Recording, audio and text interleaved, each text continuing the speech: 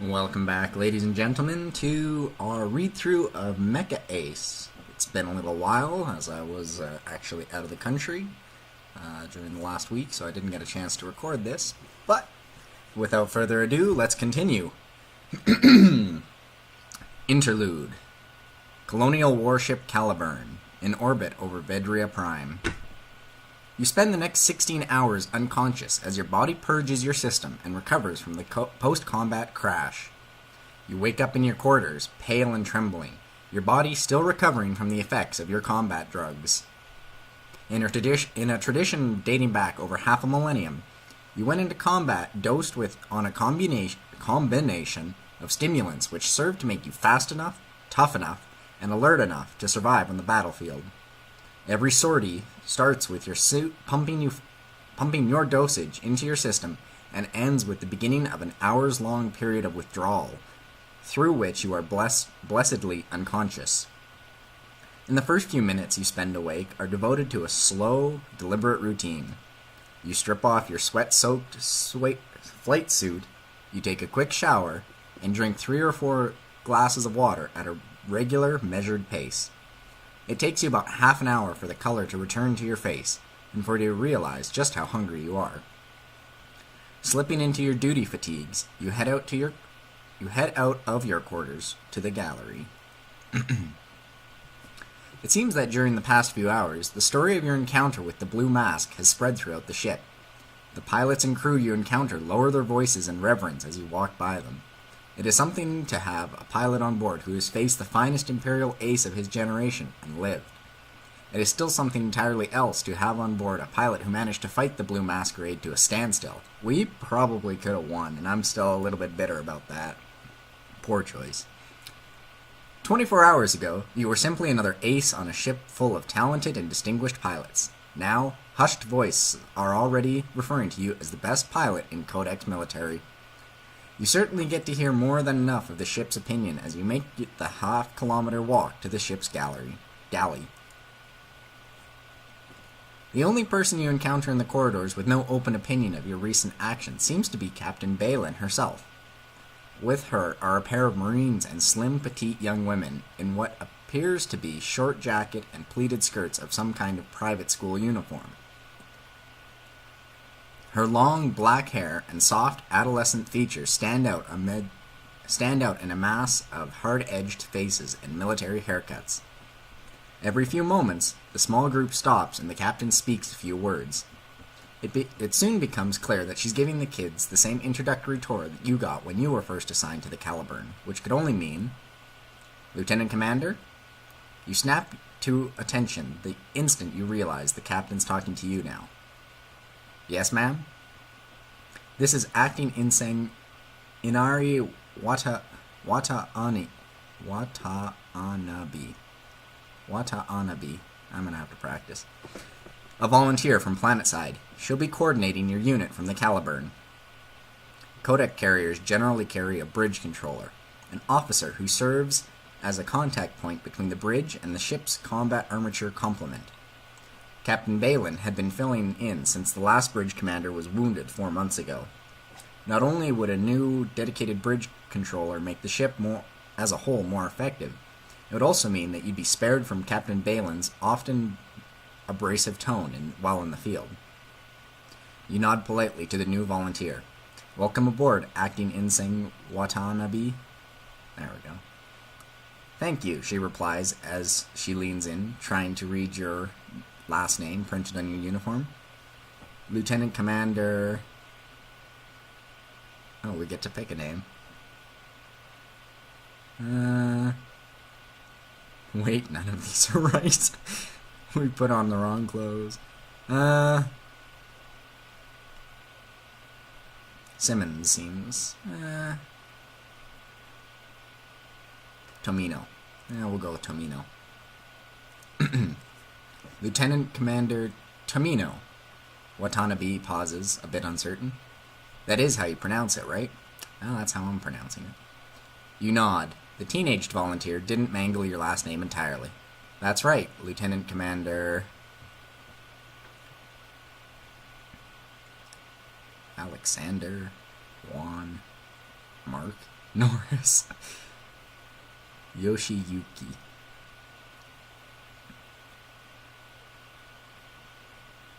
Let's go with Yoshiyuki. Yoshiyuki Tomino. Yeah, that seems like an appropriate name. Commander of Mithril Lands, here on Caliburn. Watanabe stands stunned for a moment, as if you just offered some world-changing revelation. Mithril Lands, she finally says, so quiet you can barely hear. I see. You blink in surprise. The young volunteer's reaction to your name is certainly, the name of your unit is certainly odd. You wonder if the name holds some sort of significance with the new crew member. Captain Balin steps in before you can ask. There's still a great deal of this ship to cover, acting ensign, and I'm afraid we don't have time to continue chatting. She turns to you. Lieutenant Commander Tomino, I'm giving you 24 hours off until your next assignment. I trust you will use your time wisely. You have only a moment to ponder the abrupt end to your conversation before your stomach begins to rumble in earnest. Your last meal was more than a day ago. Driven by your hunger, you have no choice but to continue to the ship's galley. Yokiyushi Tomino. I like it. If there is one good thing about Kodak military rations, it is the simple fact that there are plenty of them to go around. Normally, considering the quality of the facetiously labeled food itself, it is hardly an advantage. At the moment, with your body desperately craving the calories it needs to recover from an hours-long spell in the combat armature cockpit, it is the only thing that matters. You are shoveling the last remnants of your fourth tray of what the identification tab swears is beef stew and rice when you hear a chirping in your ear. Someone is trying to call you. The comm line opens, and a calm, gravely male voice speaks in your ear. Good morning, Lieutenant Commander. I trust you slept well? Normally, it would be considered the height of arrogance for a mere enlisted crew member to address a superior officer so informally, but Chief Ingram Weaver just happens to be the head of Calibur's hangar crew. When someone is in charge of keeping your Lance's machines in fighting order, it pays to cut them a little slack. I slept okay. What do you need, Chief? If you got the time, I'd like you to come down to Hangar B for a minute. I'm sure you want a status report on the repairs to your machine. You look down at the food tray. The remaining portions of your meal look far less palatable now that you are no longer starving. We said we'd cut him slack, so I'm on my way, Chief. Alright, Lieutenant Commander, I'll be waiting for you. You take a few moments to dump the food substitutes still on your tray in the recycling unit before heading to the hangar bay. A wall of noise assaults you as you walk through the heavy blast doors onto Hangar Bay B. The air around you is filled with the stink of ozone and raw metal. You can barely hear yourself think over the persistent roar of high-energy metal cutters. The sources of all the commotion are plain to see. Laid up against the wall of the cavernous hangar bay stand the inactive machines of your Lance, each in various stages of disassembly and maintenance. Disassembled weapons, thrusters, and armor assemblies clutter the ground around Mithril Lance's combat armature, and the deck crews in orange, high-visibility coveralls scurry from machine to machine as they continue the process of making your unit's machines fit for battle once more. Out of the chaos walks a tall, dark-skinned, solidly built man with a pair of safety goggles clutched in one hand and a data tablet in the other. It's an iPad. His cornrows tied back into a severe ponytail, the man pauses by one of his work crews to converse with them for a moment in his deep voice before continuing on his way over to you. Morning, Lieutenant Commander. It is still morning, right? You take a quick look at your watch. It is for the next hour or so. Chief Weaver shakes his head. Sorry about that. I do lose track of time when I'm at work up here, and you pilots sure have given us a lot of work to do. We've been fixing your machines up non-stop since the battle ended. The chief takes a quick look at his tablet, possibly to remind himself exactly why he called you down here. After all, you can hardly be at the top of his mind. Anyways, we've managed to fix most of the structural damage, and we're fabbing replacement armor panels now. I've got another team working on giving your weapon system an overhaul. They should be done in another 6 hours or so. All in all, I'd say that we should be able to get your Manningham repaired and rearmed in another 12-14 hours tops.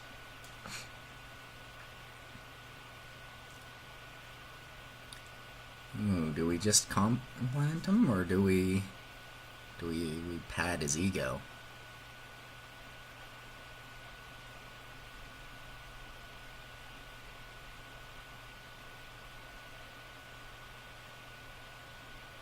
I like that. Good work, Chief. I'll mention to the captain how hard you've all been working.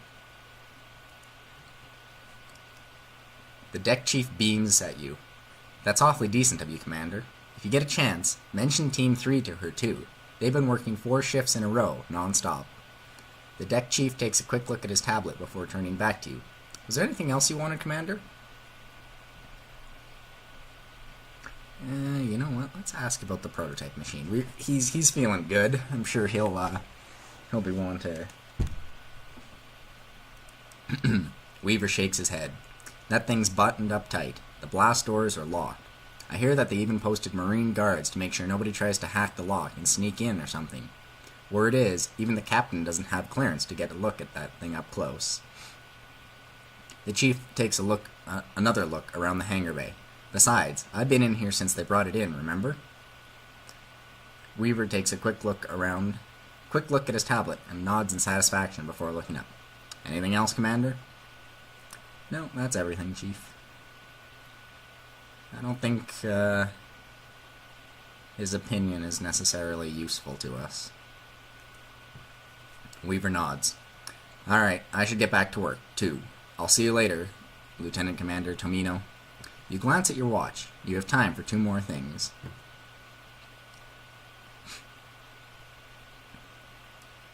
Yeah, this isn't interesting. We get to pick 2 of the 4, I'm assuming. So if the mecha is totally locked up, I don't think there's any time worth the time to go and pick on it. We should check up on our mate and then go to find Watanabe.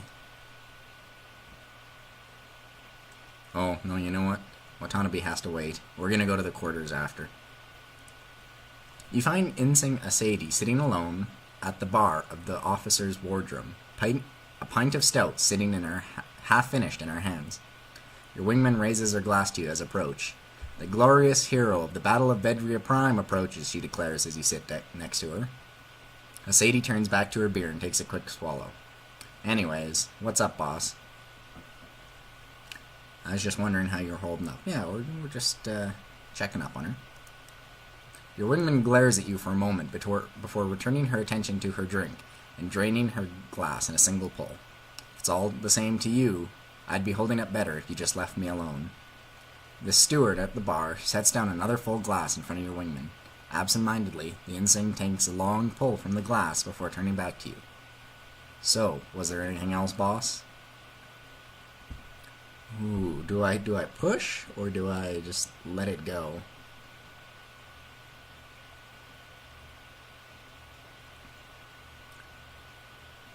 Well, part of me thinks if there's a problem, we should get it out in the open. I mean, we're a very diplomatic person.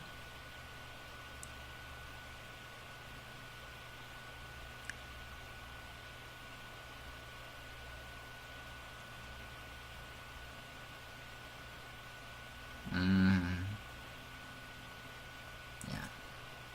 Asadi glares at you, as if incredulous that you would feel the need to ask about something so obvious. For a moment, she fights desperately to keep her mouth shut, until finally it comes out. Yeah, I have a problem with you. I think you lack aggression, that you don't trust your subordinates to do their job, and that you lack the guts to give us the chance to prove that we might be as good as you think we are. You are, as good as you think you are. In short, I don't think you have what it takes to lead this lance, and I think you should step aside to make room for someone who can. Ooh, like who, you? I'm doing the best I can.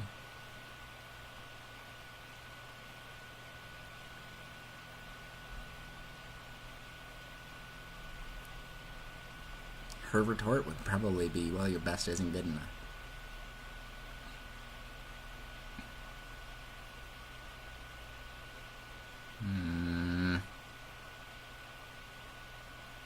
You know what? We are doing the best we can. Sadie inhales sharply and leans in until her face is just a few centimeters from you. Well, you know what? Your best isn't good enough. I called it. Sadie takes a deep breath and pointedly turns back to her beer. I'm done talking with you. You take a look at your watch, and it's getting late. You have time for one last thing. It'd be a shame if we let Sadie blow up or something like that. Shot her in the back. And you know what? We need to take some research on Hawkins, because we will face him again, and we need to take him out. You head back to the quarters to try and see if you can't find more information on Commandant Hawkins. After all, there might be some chance that you might find a scrap of information that might stand you in good stead, should you encounter the vaunted Imperial Ace again. With FTL communications as expensive and as resource-intensive as they are, there is no interstellar communication information network on which you might find what you need. However, you do have access to the Caliburn's own databases, and because of the ship's current orbit, access to Vedria's planetary network as well. Your first hour or so of searching proves fruitless. All you find are a few cursory news articles, some useless conjecture, and a handful of terrified eyewitness accounts from those few Kodak pilots who, like yourself, have managed to survive an encounter with the Blue Mask. However, some persistent digging gets you something promising, a psychological profile put together by Kodak Military Intelligence. It may prove to be no more useful than your previous finds, but the fact that you did find it on a military server that's locked to anyone without proper security clearance seems interesting enough to check out. You enter your command codes, and thankfully, it appears your security clearance is high enough to get you in. You see the dossiers in front of you. What one would you like to look at? We want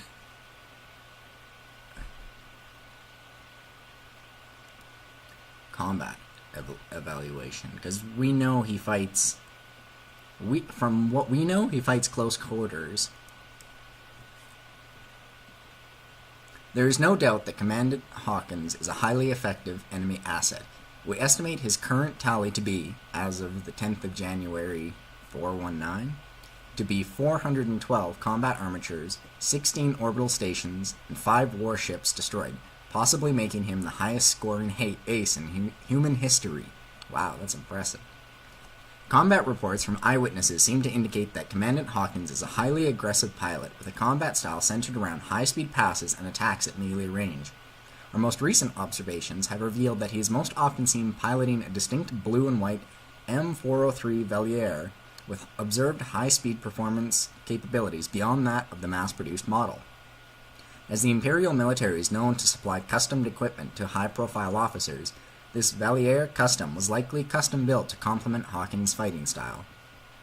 Hawkins seems to be extremely eager to engage in combat, especially small-scale battle against solitary, skilled opponent. Those which the Imperial pilot has contacted, see section mental evaluation, have confirmed that Hawkins has an obsession with the nobility of single combat, and attempts to engage one-on-one duels wherever possible. Other accounts have indicated that Hawkins is not averse to engaging in battles against a numerically superior opponent. Regardless, he does seem to have an aversion to attacking, retreating, or disarmed enemies. Our relatively large number of sources is only thanks to the fact that Hawkins refuses to finish off the disabled machines of his opponents. In addition, Hawkins is rarely seen operating in sort of any larger unit.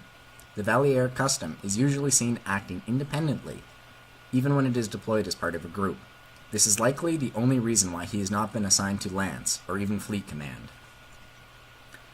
So we are right, he fights small scale, one-on-one.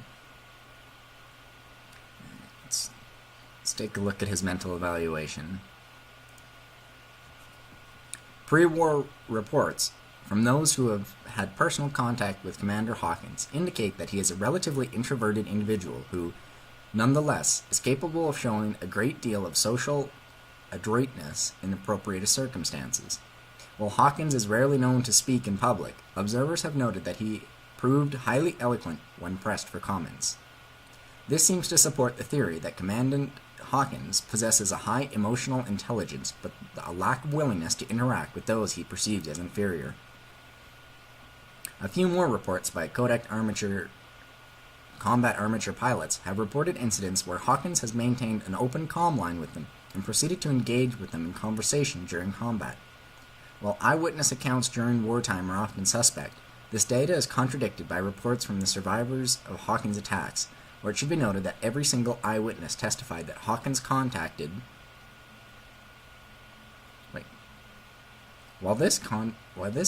While eyewitness accounts during wartime are often suspect, and this data is contradicted by reports from other survivors of Hawkins' attacks, it should be noted that every single eyewitness testifying that Hawkins contacted them during combat was a combat armature pilot of a double ace, 10 or more confirmed combat kills, status, and had his status displayed, as was customary, in plain view on the body of their machine. In addition, the eyewitnesses in question often attest that Hawkins was directly prioritizing them or other high-scoring ace pilots. That paragraph makes much more sense now that I had to reread it. At this point, we cannot offer any concrete explanations as to this phenomenon, except perhaps as a stratagem to distract the most skilled codec pilots on the field, or convince them to defect to the Imperial side. Alright, let's just read the conclusions and recommendations and call it.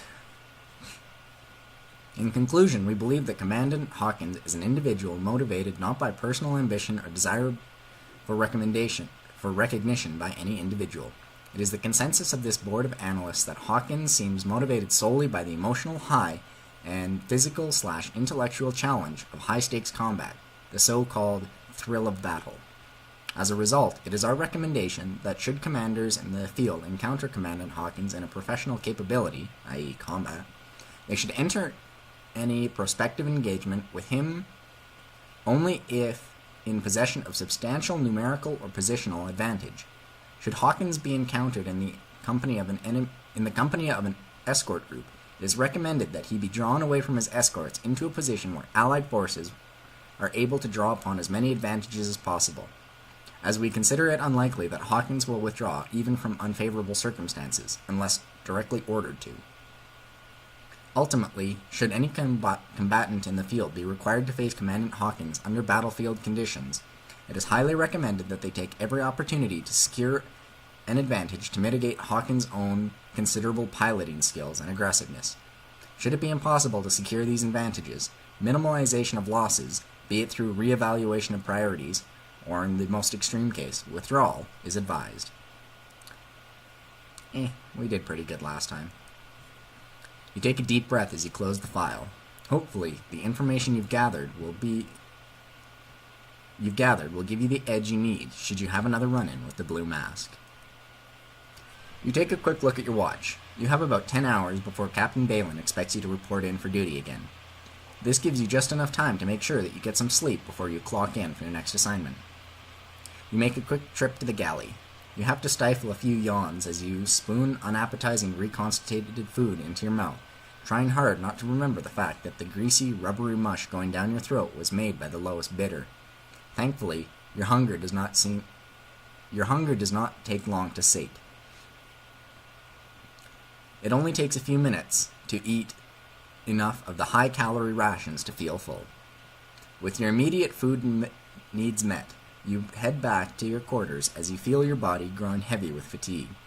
After a few moments to brush your teeth and change, you put yourself to bed, falling asleep as soon as your head hits the pillow. And with that, we're calling it a part. Later, guys.